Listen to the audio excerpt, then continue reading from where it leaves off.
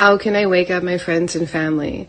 So I'm going to answer this question that I get all the time, and it's an answer that sometimes people don't like to hear, but I'm going to explain why I think it's true.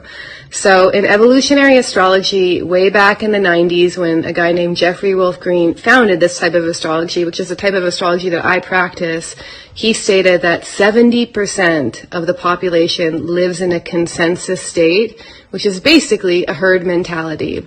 So these are the literal NPCs of the world. So they don't form independent thought. When they want to know what their opinions are on certain topics, they just look to the external world. So these kinds of people will tend to get the most offended when you present them certain views that go outside of their paradigm, because their beliefs actually represent unconscious security needs. So they unconsciously gain security in trusting the mainstream media, celebrities, the experts, the government.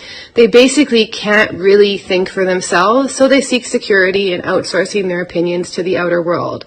And moving from this consensus herd mentality to the next stage, which is an individuated state, is actually often a traumatic process, because instead of trusting the external world like you always have, the government, the authorities, you actually have to learn how to trust self as an inner guidance system instead. And in order to do that, you actually have to decondition and undo a lot of what you thought was true about yourself and the world in the process.